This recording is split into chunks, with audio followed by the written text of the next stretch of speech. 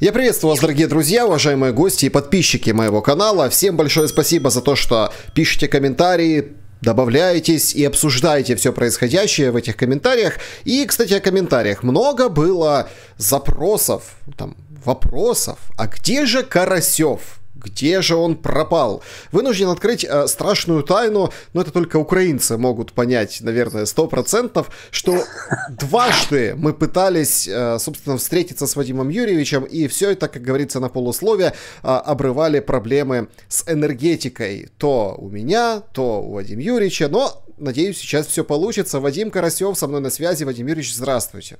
Да, здравствуйте, Александр. Все объяснили вы. А то я хотел объясниться со всеми нашими друзьями и слушателями. Я это сделал исключительно для того, чтобы вам больше времени дать объяснить ситуацию, которая сейчас происходит. Соединенные Штаты Америки включили режим капитана очевидности, говорят, что до конца 2022 года война не закончится и не утихнет. Такое заявление сделал Белый дом. И вместе с этим, вот параллельным курсом, в разных чатах, домовых, каких-то ОТГ, каких-то городских, уличных, люди переписываются, сбрасывают друг другу сообщения о том, что лупанут 30 числа. Но вот именно 30-го будет самый опасный день перед Новым годом. Украину оставят без света и без всего. Тревожное ожидания, но как это коррелируется с политикой глобальной, международной, которая разворачивается вокруг войны в Украине? Ну, про корреляции позже. А вот заявление Кирби, так, вы имеете в виду, наверное, Джона Кирби, представителя Белого дома, адмирала Кирби, о том, что война в этом году не закончится. Хотя решение об этом принимать Зеленскому. Так, по-моему, там еще было сказано. Вот это, ну, не то чтобы что-то такое неожиданное, но интересно. Почему? Во-первых, это в какой-то степени оправдание, потому что вот где-то после взятия Херсона Марк Милли, четырехзвездный генерал и начальник генерального штаба Соединенных Штатов Америки, ну, в общем-то, главный военный специалист, так, Соединенных Штатов Америки, Салливан, Джек Салливан, специалист, главный по безопасности национальной. Сегодня в Америке он советник Байдена по национальной безопасности, самый влиятельный советник по внешнеполитическим вопросам Байдена. Дальше, да и Антони Блинкен, да и сам Байден говорили о том, что к зиме война должна, ну, не то что завершиться, но, по крайней мере, утихнуть. А там может пойти и дело к завершению, потому что, как говорил Марк Милли, после того, как Россия вынуждена была покинуть правый берег Днепра вот, на Херсонском направлении, это были наилучшие возможности для переговоров для Украины. В общем-то, на победном таком эффекте, вот, военном, боевом, можно было приступать уже к замораживанию, по крайней мере, замораживанию конфликта. Но, как мы знаем, с этим не согласилось украинское руководство, не военное, что самое главное, Залужный и Забродский.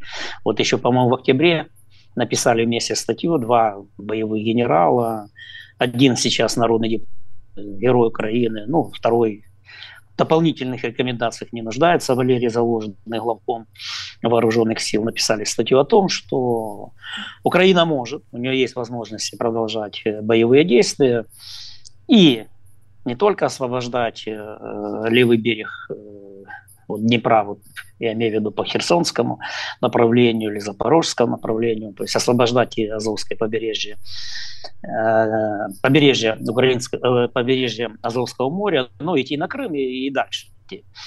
Вот. Но это первое, это было сказано еще до всех этих событий. Так вот, военное руководство и высшее военно-политическое руководство, Верховное Главнокомандование Украины не согласились с этим. Потом, как мы знаем, были серьезные, скажем так, удары, в том числе и по ну, вот этими стрижами, так, беспилотниками по аэродромам со стратегической авиацией Российской Федерации, то есть удары, ну, по ядерной триаде. Ну, в общем, эта демонстрация была возможностей того, насколько мы, ну, желаем, так скажем так, и имеем возможности продолжать военные действия, в том числе и с возможным переносом театра военных действий на территорию России, причем в достаточно такой стратегической глубине, на 800, на 600 километров, а не только Крым и не только аннексированные территории Запорожской и Херсонской области. Так, я уже не говорю там осенью и по Крыму, удары, так и возможности проведения диверсионной войны на стратегической глубине Российской Федерации. Ну, в общем, после этого американцы, скажем так, несколько поутихли вот, с тем, чтобы поддавливать украинское руководство на то, чтобы они согласились с заморозкой конфликта и в той или ином виде пошли на перемирие или там на переговорную какую-то позицию с Россией. Ну, а как раз вот Польша, страны Балтии, ведомые Британии, как раз усилили и свою риторику, и усилили военную помощь, и усилили активность в трансатлантических институтах, это и по линии НАТО, и по линии Европейского Союза, для того, чтобы военная помощь Украине была увеличена. Ну вот поэтому сейчас решение о, скажем так, замораживание конфликта украинская власть не примет. Но как ее принять, во-первых? Потому что цель провозглашена еще была в августе месяце, это цель и образ победы, украинский образ победы был сформулирован еще 24 августа этого года, в День независимости. Это полная деоккупация всех территорий Украины, в том числе и Крым. И выход на границы 91 года. Так было заявлено, от этого никто не отказывался, кстати говоря. И вот в отрывках из недавнего интервью нашего Литтермана, так, самого крутого в Соединенных Штатах Америки, Зеленский сказал: я буду президентом до победы. Так, то есть ни о каком перемирии, скажем так. Причем это у него вырвалось, не специально это было сказано, это вырвалось так в ходе беседы. Значит, все, эта установка, она остается. А с другой стороны, и Россия тоже. Теперь у нее нет, несмотря там на усиление своих боевых возможностей в связи с тем, что мобилизованные поступают постепенно на линию фронта, так, на линию боевого соприкосновения, как говорят. А у них по Конституции теперь аннексированные территории Украины субъекты Российской Федерации. Поэтому о чем переговариваться? Вот о чем переговариваться? О том, что они уйдут добровольно с Херсонской, Запорожской, Донецкой, Луганской области и Крыма. Так, ну, это же понятно, невозможно. С другой стороны, что Украина откажется от Херсонской, Запорожской, а теперь Донецкой, Луганской области, даже вот от тех территорий ДНР и ЛНР, которые были до 24 февраля 22 года, и Крыма нет. С третьей стороны, Запад, ну, в общем, не знает, как из этой ловушки или из этого тупика выходить, потому что настоятельно там подмигивают, намекают, а кто-то и прямо говорит, что о Крыме не думайте, потому что это чревато уже возможным прямой войной, открытой войной США и НАТО с Россией, что их не устраивает. Ну, в общем, я бы так сказал, вот диспозицию накануне накануне Рождества и Нового и Старого года. Значит, Россия будет и дальше пытаться к принуждению Украины, как сказал Путин, к реалиям на земле или к новой реальности. Так? Признайте новую реальность. Потом это повторял и Песков. То есть то, что аннексированные территории Украины, теперь они территория Российской Федерации со всеми вытекающими юридическими, политическими и военно-стратегическими последствиями. Второй момент. Украинская позиция. опровержение вот этой новой реальности, поскольку никакая она не новая реальность, а временная. И стала быть главная установка – это возвратиться как бы к новой старой реальности, к реальности 91-го года.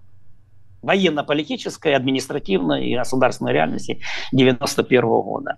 Между этими двумя установками, которые прозвучали вот буквально там последние дни, позиция Энтони Блинкена, главы Госдепартамента США, так что победа Украины победой Украины могло бы считаться выход на рубежи 24 февраля 2022 года. Вот они ищут такой средний вариант пока. Но он не устраивает ни Россию теперь, ни Украину.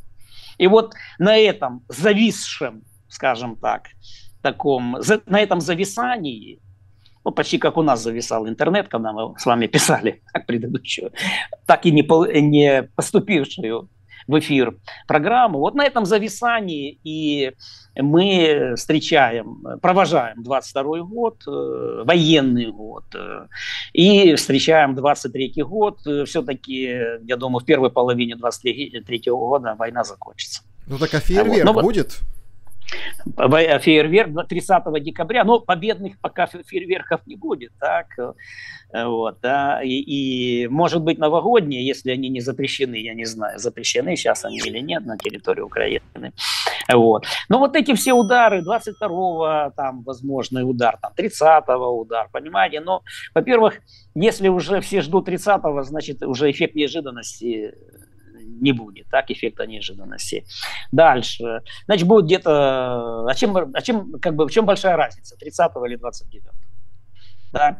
Ну, разве только в том, что 30 декабря, если я не ошибаюсь, 100 лет со дня образования Союза СССР. 30 декабря, по-моему, 1922 года. По дату, что ли, бомбить, так? Это два. В-третьих, это специально вот такие идут распускания слухов разного рода, сеяние паники. Там 22-го, потому что 22-го, 12-го, 22-го. Так, одни двойки, одна единичка. Меня на улице встречают черепки. А вот скажите, будет или нет 22-го и прочее, прочее. Или нам 30-го. Специально для того, чтобы вот держать в неведении, в подвешенном состоянии, в растерянности, в неопределенности. Так? Поэтому и какой выход? И какой выход? Бежать куда-то? Уезжать куда-то? Ну, кто может, тот уехал уже. Так? Или кому позволяет, скажем так, и физические, и материальные возможности. Так? Они уехали и так. Поэтому давайте не будем гадать здесь и играть на стороне тех, кто хотел бы вот то ли по незнанию, то ли по глупости и скудоумию, то ли специально вот, разгоняют вот такого рода слухи, так называемое слухмейкерство, так, вот, создание слухов для того, чтобы сеять неуверенность, посеять панику в душах людей и тем самым омрачить на встречу Нового года. А он, я думаю, все-таки должен быть, скорее даже не думаю, должен быть намного легче 23-го года, потому что все-таки, как я вижу, анализируя и прессу, западную прессу, и проводя контент-анализ высказываний и наших руководителей высших, и западных руководителей и так далее, все-таки есть настрой на то, чтобы закончить войну до лета 23-го года. Ну, мы поговорим обязательно. По многим причинам. Мы обязательно поговорим и подведем итоги этого военного года, 22-го. Я надеюсь, у нас будет такая возможность немного ближе к праздникам. И поговорим о том, что Деда Мороза на самом деле никогда не существовало. Такие билборды вывесили в Днепре, собственно, бы демонстрирующее отдаление, да, у украинцев от культуры российской, постсоветской. У меня в другом вопрос. Мы слухи не сеем и панику тоже. Но вот если почитать газету «Вашингтон-Пост» и ее материалы об экономике Украины, которой, ну и многие уже издания пишут, которой худо, как раз-таки на фоне этих ожиданий, на фоне того, что Путин занял вот именно эту стратегию на разрушение экономики, то, собственно, какой выход есть из этой ситуации? У нас в Украине повторяют только один выход. Европа, Запад, дайте больше денег. А по-другому, наверное, сейчас и никак. Крах и обвал украинской экономики – это уже реальные перспективы на горизонте? Ну, крах, обвал, вот, я не люблю такие резкие слова. Так, крах. Но ситуация сложная в экономике. Ну, потому что она не работает, экономика.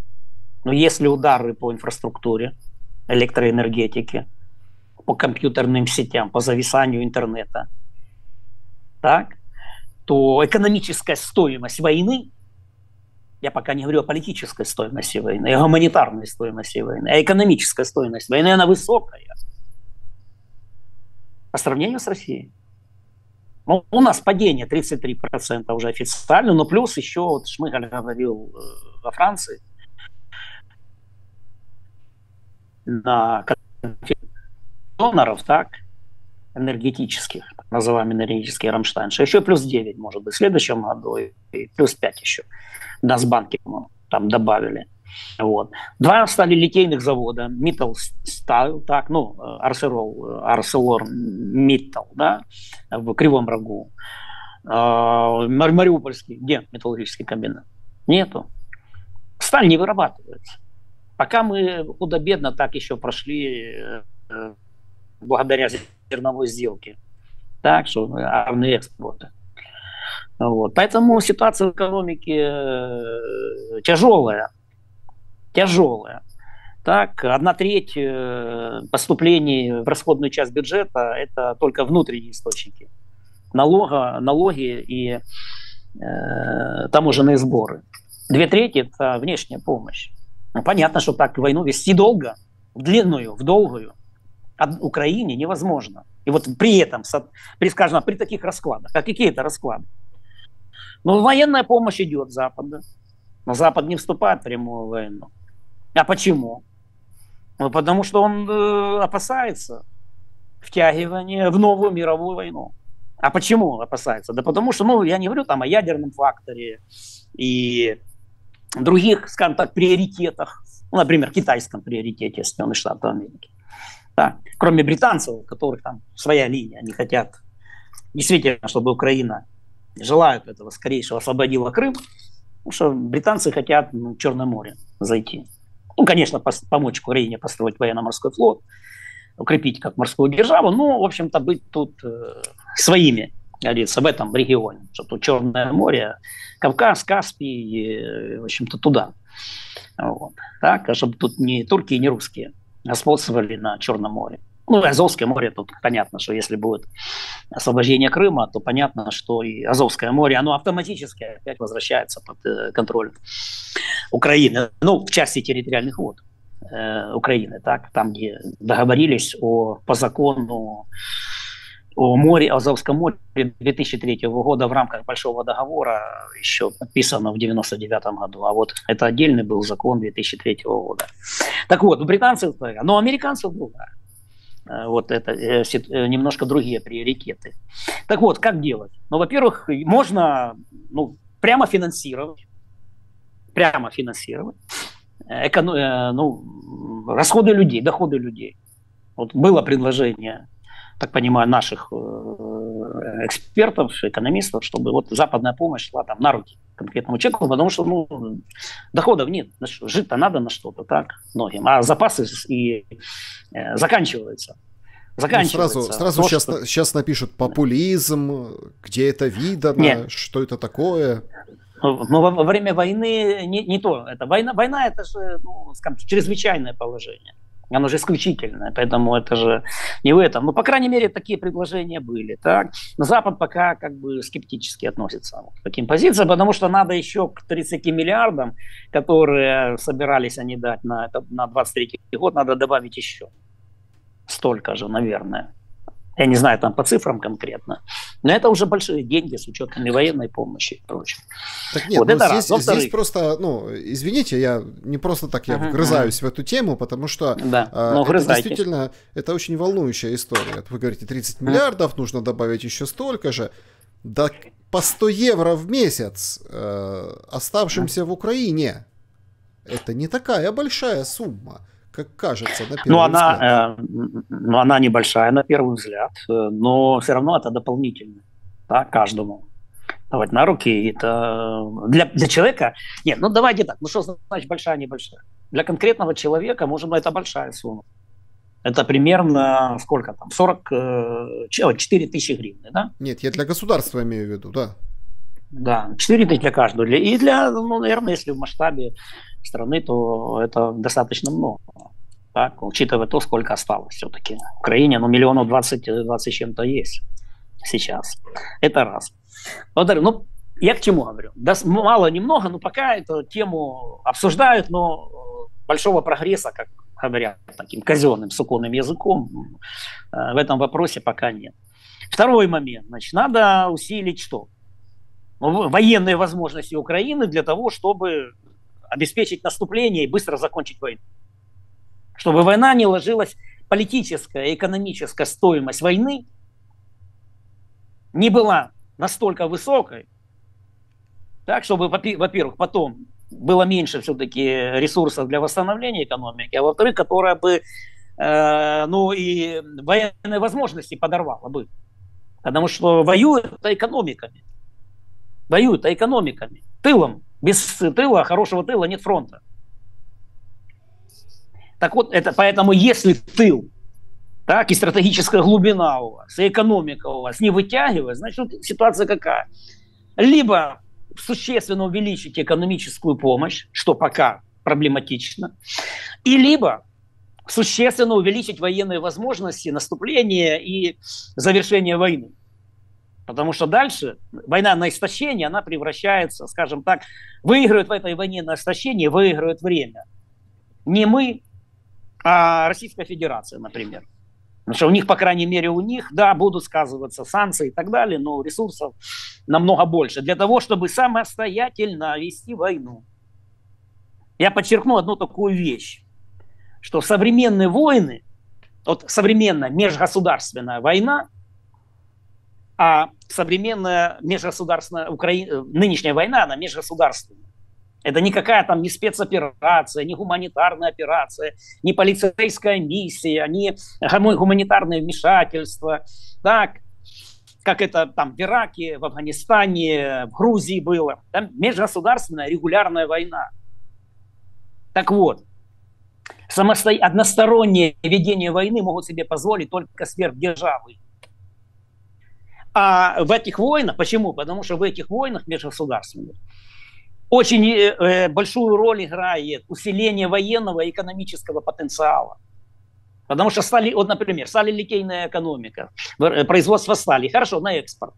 Но она же может пойти и на строительство танков, и на новые виды вооружений, если у вас есть свой ВПК. Вот только мы сумели создать эти стрижи, еще, правда, на базе советских, скажем так, беспилотников, но тем не менее смогли модернизировать, запустить и уже принести, скажем так, вред и показать возможности. Но это только маленькая часть. А если бы экономика была, весь ВПК был сегодня. Так вот, поскольку экономическая стоимость войны возрастает, сегодня войны ведутся разного рода, скажем так, в рамках военного разделения труда. Вот это военное разделение труда классическое, если посмотреть на то, как мы ведем войну. Потому что вся военная и большая часть экономической помощи, и большая, существенная часть военной помощи идет со стороны Запада. Но без того, чтобы Запад перешел в открытую войну с Россией. Вот же в чем тут, скажем так, весь, сложность всей этой ситуации, ее особенность, ее оригинальность. Почему? Потому что, во-первых, Запад ведет войну с Россией прокси, не как альянс, и Запад помогает Украине, не как части альянса НАТО, например, где есть четкие обязательства. Там четкие обязательства прописаны в 5 статье, 4 статье и так далее. Если бы Украина была членом НАТО, то тогда по-другому война шла бы, ее не было, может быть, и еще или она закончилась и так далее. А войну-то ведет, скажем так, альянс НАТО, США помогают Украине. не как члену альянса, но как партнеру, как дружественной стране. И не только как партнер, а для того, чтобы сдержать Россию, не дать ей победить. Почему? Потому что Россия-то ведет войну одну. И если Россия сможет выдержать эту войну, и ведя одностороннюю войну за счет своих ресурсов, ну то, что там иранские дроны и там еще какие-нибудь военная помощь, но в принципе она ведет войну самостоятельно. А войну, еще раз подчеркиваю, это по всем канонам теории войны, военной науки, военной идеологии, военной философии. Одностороннюю войну могут вести только сверхдержавы. Тогда Россия покажет, что она сверхдержава. А это Западу допустить, и нам допустить нельзя. Но с другой стороны, ими нельзя втянуться в войну так, как это было в Первую мировую войну. Когда именно то, что перед войной сформированы, перед Первой мировой войной были сформированы более-менее жесткие альянсы, Антанта, например, и так называемые центральные державы, Германия и Австро-Венгрия. Так это как раз вот эти жесткие обязательства в рамках альянсов привели к тому, что все страны втянулись в прямую войну, которую никто не хотел, но которые были вынуждены втянуться. Так? Россия, Британия, Франция, с одной стороны, ключевые страны, а с другой стороны Германия и Австро-Венгрия.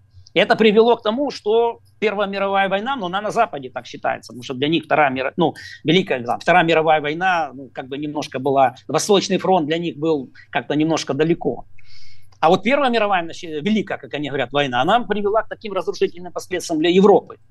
Поэтому вот задача Запада, смотрите, как вести войну на стороне Украины против России в рамках военного разделения труда так, чтобы при этом не втянуться в прямую конфронтацию, в прямую открытую войну с Россией.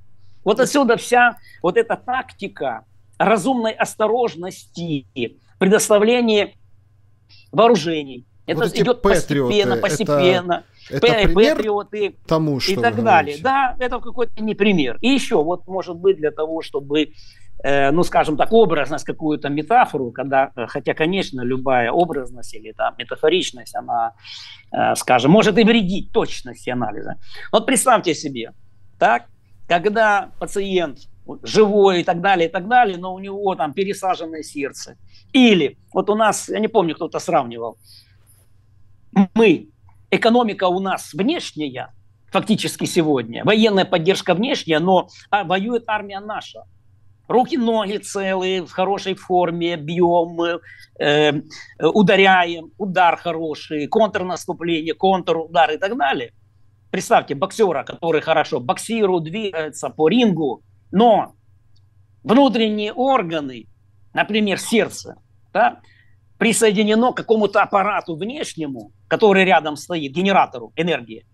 Да? И благодаря этому у него все и происходит, он дает. Есть и воля, и мотивация, и так далее. А если что-то с этим аппаратом происходит и тому подобное. Поэтому вот эта тактика, вот это представьте себе, экономика внешняя, финансы внешние, потому что ликвидность финансовой страны сегодня падает. Сдерживали, инфляция. Просто Запад сегодня помогает нам в финансовой сфере только для того, чтобы не было гиперинфляции, не больше. Но не построят же для нас где-нибудь сталелитейный завод какой-то. Не будут же они выплавлять сталь. Но ремонтировать танки могут наши. Мы везем танки в Словакию там, или в Польшу. Предоставить самолеты МиГ-29 от Словакии, уже заявила, будут. Хорошо, правильно. Так? Но все равно это военное разделение труда, причем не в рамках жесткого альянса НАТО, а в рамках, скажем так, какого-то стратегического и тактических интересов. И вот это очень важно.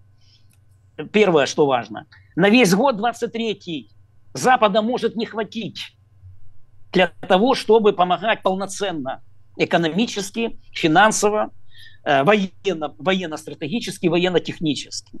И стало быть, вот этот аппарат искусственного дыхания, без которого нет хороших мышц и ударов руками, ногами и так далее у большого боксера сильного, может не оказаться. И тогда это все обездвижится. Буду спорить с вами и дискутировать сейчас. Хорошо, поспорите сейчас. Может не хватить. Поэтому все понимают, что на 23-й год к лету это надо закончить. И закончить надо либо завершить победой. Но опять-таки будут споры. Что такое победа для Украины? Будут споры. Что такое победа, или точнее поражение для России? А мы видим сейчас, что британцев одно и с Прибалтами, и Варшавой. Больше тут, и мы тут эту точно, ну, на стороне Украины они тут больше. У Франции и Германии несколько другой вариант. Когда, ну помните же эту историю, Шольц и Макрон заявили, что надо после войны, закончится война, учитывать законные интересы безопасности Российской Федерации в Европе. К чему мы пришли?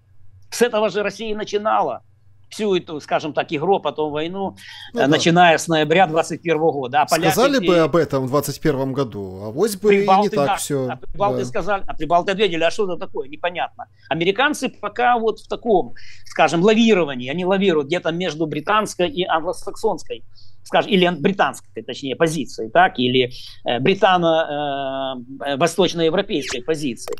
Но тоже вопрос.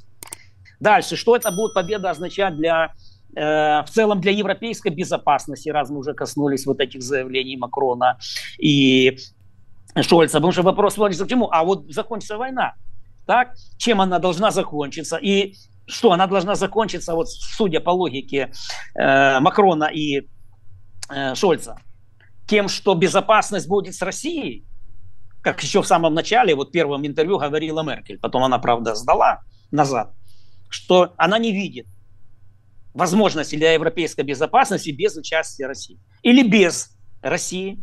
Ну и по Украине тоже, как, в чем победа? Чем она победа? Освобождение всех территорий. Или без Крыма, потому что Запад тут против. Либо 24 февраля, как говорит Энтони Блинкен. А почему тут важна позиция Запада? Без нее никак. Так, хотя они, по крайней мере, не давят на нас. И слава богу, они пока, по крайней мере, ну, скажем, не указывают. А вот так пока намеки, полунамеки, либо по закрытым каким-то источникам, но публично об этом не говорят, они все-таки пока занимают выжидательную позицию. А почему выжидательная позиция? Потому что в течение вот там до 2 недели до Нового года и потом должно все это как бы продемонстрировать. Способны ли мы на длительную, такой, скажем так, повторение Харьковского и Херсонского сценария, когда быстрый контрудар, контрнаступление привели к освобождению территорий почти всей Харьковской области и правого берега Днепра на Херсонщине. А это касается Запорожско-Мелитопольского направления, дальше Бердянском, потом уже и так далее, и выход на Крым. Сумеем, тогда другая будет позиция у них. Ну, и Вадим как Юрьевич, будет действовать на поле боя Россия? Да, Вадим Юрьевич, смотрите, здесь это все, конечно, хорошо и прекрасно, но есть сомнения, и такие достаточно серьезные, в том, что вот этой большой семерки, да, вот заседание, где Зеленский принимал участие, там трибунал для Путина обсуждали. Штаты, правда, как бы говорят, да, вот мы пока, собственно, не очень-то готовы, да, вот какие-то заявления делать по этому поводу и к этому трибуналу не готовы. Точно так же там к санкциям, да, которые там Европейский Союз вроде бы как вводит, но вот второй раз не могут согласовать, что ж там за санкции-то такие, вот этот новый пакет. Там указано, что в Лондоне 21-22 июня вот большая конференция по восстановлению Украины вот, должна состояться. Ну, наметили такую дату. Соответственно, все понимают и все как бы ставят себе галочку, что вот там, конец июня, да, вот, собственно, уже будет все понятно. И, будет понятно, что восстанавливать. Но у меня циничнейший вопрос, который немного вот рушит вот эту теорию, что, хватит денег, не хватит денег. Воевать для Запада дешевле получается, потому что то, что нужно будет вложить в украинское разрушенное, извините, это небо и земля по сравнению с теми, дорогостоящими заказами, оборонными, но те, которые остаются, в принципе, в европейских и западных экономиках. Вот как вы закрутили. Но я думаю, что восстановление то имеется в виду не только государственные заказы военно-промышленного комплекса. Это прежде всего разного рода фонды трастовые, частный инвестор, окупаемость. Но план Маршалла был выгоден штатам прежде всего. Не буду вдаваться, скажем так, в историю вопроса. Что начиналось все с плана Моргентау для Германии, а закончилось все планом Маршалла. Да? Но он был выгоден. Прежде всего Америке. Американское производство, промышленность получила заказы на восстановление. И экономически затем уже инвестиционно экономически привязала к себе европейский континент, который входил в Атлантический систем через НАТО и через создание уже НАТО, Североатлантического альянса, и вступление Германии в 1955 году в НАТО. Вот. То есть план Маршалла, он выгоден для Америки был прежде всего. Это не благотворительность. Потому что это рынок сбыта для американской экономики, рынок инвестиций. И, кстати говоря, все послевоенное время, большая часть, примерно 80% всех инвестиционных оборота, так, инвестиционной связанности, это США и европейские страны. Да, энергетически во многом они зависели там, кто от России, кто от других, но в области торгово-инвестиционного партнерства или там союзничества Европейский Союз и Соединенные Штаты Америки, они связаны достаточно крепко. Сейчас еще будут крепче связаны. Но в связи с вашим вопросом тут следующий возникает подвопрос, так, или вытекающий вопрос, как следствие. А когда можно восстанавливать и можно вкладываться в восстановление? При каких условиях? Когда есть гарантии, что восстановление, первое, возможно, во-вторых, оно эффективно, в-третьих, оно прибыльно. Эффективно и прибыльно почти как бы тут четко. При каких условиях это возможно? Когда нет войны, когда есть гарантии, что войны не будет, что он не будет стрелять и так далее. Знаете, если, вот допустим, хорошо, провели конференцию летом 23 года по восстановлению, чем-то договорились, о чем-то поговорили. А если при этом дальше нету, точнее так, даже война заморожена или превратилась в длительный конфликт, такой арабо-израильский конфликт. Вы что думаете, в Палестину очень много вкладывают? Нет.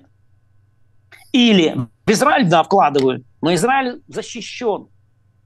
Да надо тогда защитный какой-то такой уже выстроить контур над Украиной, чтобы у России не было даже никаких мыслей о том, чтобы дальше стрелять по Украине, пускать дроны, наступать, бить ракетами, там, калибрами, кинжалами и так далее. То есть и тут война должна закончиться, если вы хотите в 23 году провести такую конференцию, чтобы она была не болтологией, не очередными заверениями, не очередными красивыми презентациями там, на 700 миллиардов долларов, которые необходимы Украине для восстановления, или еще, тогда уже и по триллион, наверное, будет после зимы. Должны понимать, что мир наступит только в мирные, скажем, либо в мирные условия, или при четком понимании того, что необходимо что не будет вновь, что страна защищена, скажу так, защищена, что эти инвестиции будут в безопасности, тоже защищены, и внутриполитические, и внешнеполитические. Вот только тогда придут инвестиции частных инвесторов, всяких фондов. Потому что пока вот эта вся помощь финансовая, она же идет по линии государственной. Это государственное финансирование, это государственные финансы, это деньги налогоплательщиков, это бюджетная помощь идет Украине со стороны стран Запада. А частный инвестор сюда или какие-нибудь крупные корпорации, фирмы для восстановления, строительства, строительства каких-нибудь заводов и так далее, или чего там, не придет. И тем более, действительно, что восстанавливать, еще раз расскажу. Инфраструктура, мосты, электроэнергетика. А под какие задачи? Какая экономика вообще в Украине будет после войны? Вот Украина после войны, победа, все становится частью Запада.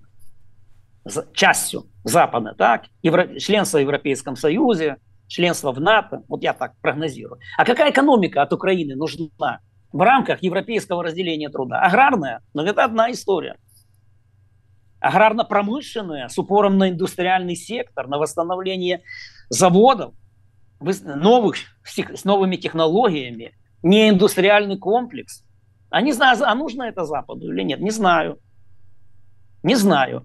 Потому что, может быть, и нужно будет. Вот Германию-то восстанавливали сначала, хотели же восстановить по плану Моргентау, только аграрный сектор. Никакой промышленности тяжелой, большой, серьезной Германии не должно быть, потому что это может привести к восстановлению, ну, скажем так, милитаризации Германии, восстановлению прусского духа и так далее. Но по плану Маршалла почему? Потому что рядом ГДР было, а там была ставка на тяжелую промышленность. Поэтому Сталин делал ставку на тяжелую промышленность в ГДР, а ФРГ при этом будет аграрной заниматься, но никто не мог допустить. Отсюда и новая стратегия восстановления Германии через план Маршалла, восстановить ее промышленность. Да. Ну вот, да. Как бы, понимаете, тут более надо будет важно еще. Конечно, это область прогнозирования и прочее, прочее. Так? Если, например, есть южнокорейский вариант, разделили по 36-й параллели Северная Корея, Южная Корея, все, холодная война, никаких стычек, новой войны между Северной и Южной Кореей не будет. Бывают стычки там на приграничные, но все, войны нет. Каждый занимается собой в рамках блоков. И Северная Корея входит в так называемый советский блок, или там так, условно говоря. Южная Корея входит в западный блок, хотя не является, ну понятно, не член НАТО, хотя партнер, основной партнер США вне НАТО. Вот. И туда вкладывались инвестиции в Южную Корею, в соревнования северные инвестиции для того, чтобы, скажем так, в рамках и конкуренции двух систем и в рамках геополитического, скажем так, маневрирования интереса, потому что такое Корейский полуостров? Вот тебе Советский Союз, вот тебе Япония, вот тебе Китай. Выгодное геостратегическое положение. Плюс разделение Корейского полуострова на северную часть КНДР и на Южную Корею. Вот отсюда инвестиции, которые, ну, там целая теория лебедей была так. Сначала Япония, потом эти технологии отрабатывались, перерабатывались, уточнялись, передавались в Южную Корею, и они создавали тоже что-то наподобие Японии, свои там автопром свой, дальше высокотехнологичные, ну тогда особенно. Вот поэтому сегодня Южная Корея это что у нас? Там LG, смартфоны и тому подобное и так далее. В Германии западной вот такая была модель. Но еще раз говорю, для того, чтобы было восстановление, надо понять, чем закончить войну. Если война ничем не закончится, если Россия и дальше и будет иметь возможности, а у нее будут такие возможности, вот пусть, ну, мы должны реалистами быть, потому что Россия не разгромленная, не побежденная Германия 1945 года. Хотя, ну, может кто-то и на такой вариант рассчитывает. Но, по крайней мере, я его не прогнозирую для того, чтобы все-таки наш сценарий был более реалистичным, а не утопичным, идеалистичным и романтичным. Понимаете, в чем дело? Если мы говорим, по крайней мере, на 23-й год. Значит, она остается, да, ослабленной, да, скажем, с ослабленной экономикой, с санкциями, с другими какими-то ограничениями, такого экономического, финансового и военно-технического характера. Но она остается, так? То возникают возможности для того, чтобы бить. Они что, отстанут от нас или нет, от Украины, если они не получат какие-то гарантии? Вот про что Макрон и Шольц говорит. Отстанут или нет от Украины? Или будут и дальше? Или конфликт будет такой, как конфликт между Израилем и арабским миром? Но там же постоянно, 75 лет идут эти конфликты, и постоянно возникают какие-то трения. Так?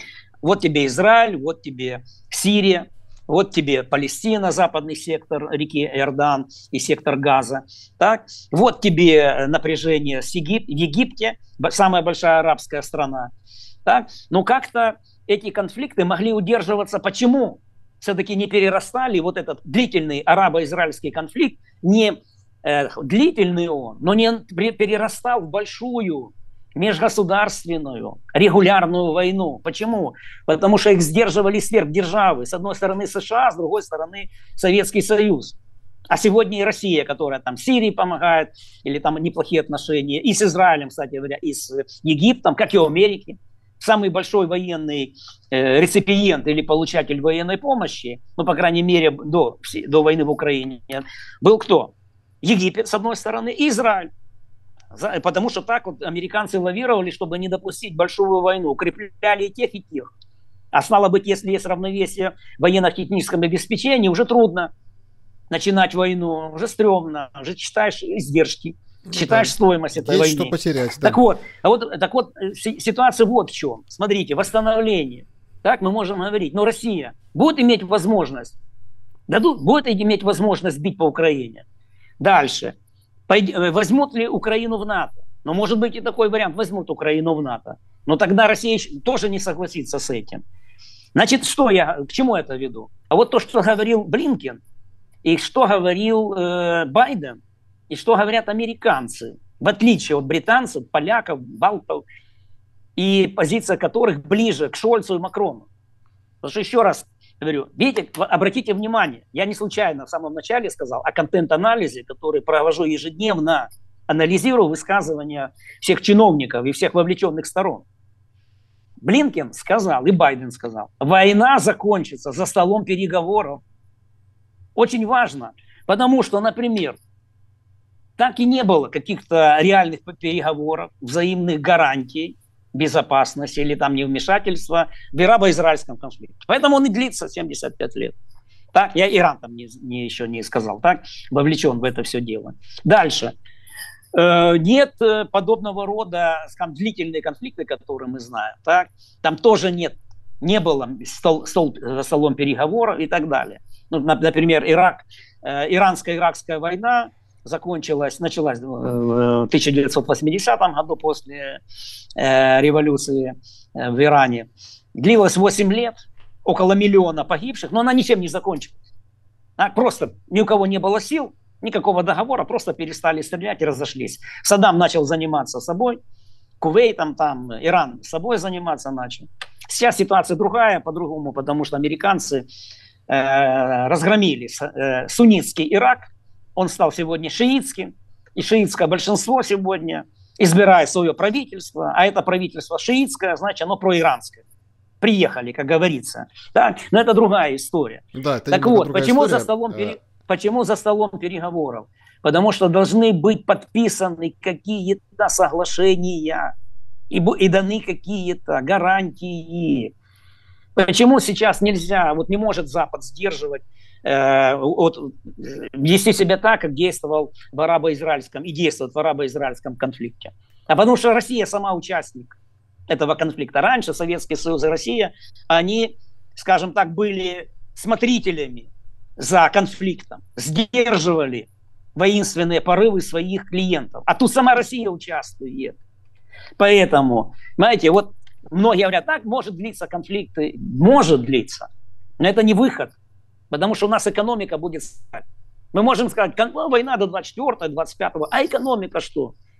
Была бы у нас своя экономика, это один вопрос. А другое дело, если у нас экономика Запада, условно говоря, и военная помощь Запада, и мы ведем войну в рамках альянса, такого неформального альянса, в рамках военного разделения труда, мы воюем, они обеспечивают. Так? Значит, стало быть, надо учитывать вот эти вещи. Поэтому Блинкен не случайно сказал. И Байден сказал, и Милли сказал, и Джейк Салливан сказал, и Шольц, и Макрон, что война должна закончиться за столом переговоров. Хотя, конечно, есть другой подход. Вопрос, как подойти к этому столу переговоров, конечно. Нет, он должен закончиться за столом переговоров. Должен быть какой-то договор. Хотя есть и другая позиция. Не договор, а приговор. Это британская позиция, польская позиция и балтийская позиция. И, я так понимаю, мы тоже. Скажем так, может быть, это риторика, но тем не менее она тоже показательна. Не договор, а приговор кому? Путину, путинскому режиму и так далее. Но американцы говорят за столом переговоров. Вот вам вопрос, вы там коснулись вопроса там трибунала, и американцы не знают, что с этим делать и так далее. Потому что американцы нацелены на договор. Послевоенный договор и между Украиной и Россией, наверное, и более широкий формат, а не на приговор, в отличие от британцев. Да, друзья, пожалуйста, подпишитесь на канал Вадима Карасева, подпишитесь на мой канал, если не подписаны, ставьте лайки этому видео, напишите, что вы думаете, так договор или приговор, чем все закончится. Вадим Юрьевич, смотрите... Кстати говоря, будет зависеть тоже от военных действий. Ну так я же поэтому и говорю, что к этим переговорам или там приговорам нужно прийти, да, прийти именно там на поле боя. Вадим Юрьевич, скажите, вот что происходит сейчас в информационной как бы картине Российской Федерации? Вот прям какой-то непонятный, ну, не знаю, там, обвал всех планов Путина. Вот обвал. С бизнесменами не встречается, в хоккей не играет возле как бы Кремля на Красной площади. Обращение то будет, то не будет, то в следующем году. Послание точно так же. Ну, вот такая странная как бы публичная политика первого лица Российской Федерации. Вместо этого выходят на авансцену, ну там, дуэлянты Соловьев и Стрелков. Вот типичный, с точки зрения там медийного человека и человека, который примерно понимает, что происходит в медиа, ну такой, ну, типичный фактор замещения. То есть первое лицо, там, он прививается от гриппа, говорит об экономике, обращения и все такие программные вещи, которые 10 лет подряд были, отменяются, но вот Гиркин с Соловьевым, скажем так, поскублись. Это признак поражение или признак, ну, какой-то отсрочки или чего-то готовящегося? Это признак интеллектуального и медийного истощения. Чего? Устали. Месседжей нету новых, нет понимания, новой картины нету, некие тупики в войне, зависания. А почему? Потому что какой смысл проводить какую-то большую конференцию, так, или там пресс-конференцию, когда все решается сегодня не в медийных студиях, а на поле боя. Что говорить, если там все на фронте будет решаться? И все там решается. И решается многое все, потому что потом выход уже будет на новое. За горизонт, скажем так. Пока это за горизонт. А потом выход на новую плату. Потому что все решается сейчас как бы. Это же гегемониальная война идет. Ну, война в Украине это одно, а еще же гегемониальная война. Выйдет Россия, как она проиграет, в какой форме. Или как она не победит, в какой форме тоже.